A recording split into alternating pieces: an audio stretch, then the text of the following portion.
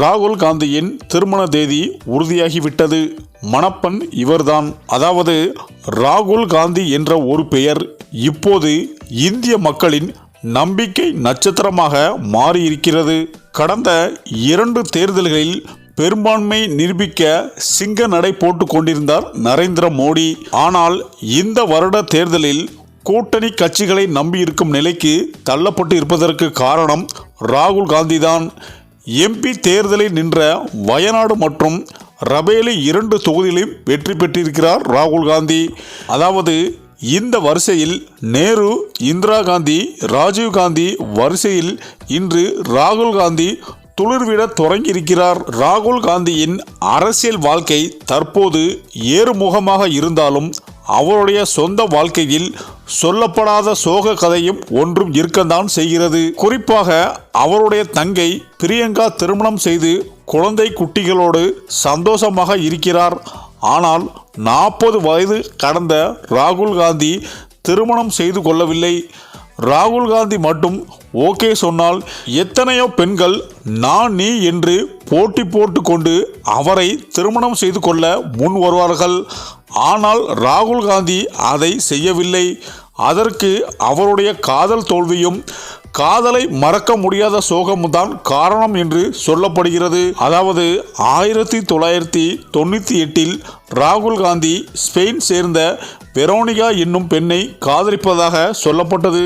இருவரும் ஒன்றாக இருக்கும் புகைப்படங்கள் எல்லாம் வெளியானது. இவர்கள் இருவரும் கேரளாவில் தங்கியிருப்பது, அங்குள்ள இடங்களை சுற்றி பார்த்தது எல்லாம் மீடியாவில் பெரிய அளவில் பேசப்பட்டது. ஆனால் அதன் பின் வெரோனிகா என்ன ஆனார் என்றே தெரியவில்லை. தற்போது இதற்கு பின்னணியாக அரசியலை சொல்கிறார்கள். அதாவது இந்திரா காந்தியின் மூத்த மகன் ராஜீவ் காந்தி காங்கிரஸ் அரசியலில் எதிர்காலமாக இருந்தார். இப்போது அவர் இத்தாலி நாட்டை சேர்ந்த சோனியா காந்தியை காதலித்து திருமணம் செய்து கொண்டார். என்னதான் இந்திய முறைப்படி திருமணம் நடத்தி இருந்தாலும் சோனியா காந்தி இந்திய பெண்ணாகவே மாறி இருந்தாலும் இத்தாலி நாட்டுக்காரரை திருமணம் செய்தவர் என்ற பெயரும் ராஜீவ்காந்தி மீது இருந்து அழியவே இல்லை. ராஜீவ்காந்தியின் மரணத்திற்கு பிறகு அயல் நாட்டவர் எங்களை ஆளக்கூடாது என்று சோனியா காந்தியை அரசியல் இருந்து துரத்துவதற்கு பல திட்டங்களை எதிர்க்கட்சிக்காரர்கள் போட்டார்கள். சோனியா காந்தி நினைத்திருந்தால் தன் 2 பிள்ளைகளையும் அழைத்து கொண்டு இத்தாலி நாட்டிற்கு சென்றிருக்கலாம்.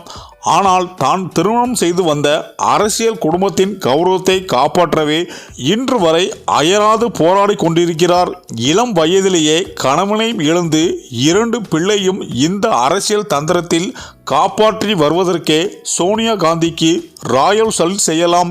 இப்படி இருக்கும் பட்சத்தில் ராகுல் காந்தி ஒரு வெளிநாட்டு பெண்ணை மணந்து கொண்டு வந்து மீண்டும் அந்த குடும்பத்தின் மீது நெகட்டிவ் விமர்சனத்தை கொண்டு வந்து விடக்கூடாது என்பதில் அவருடைய கட்சிக்காரர்கள் உறுதியாக இருக்கிறார்கள். ஆனால் சோனியா காந்திக்கு இதன் உடன்பாடு இல்லை.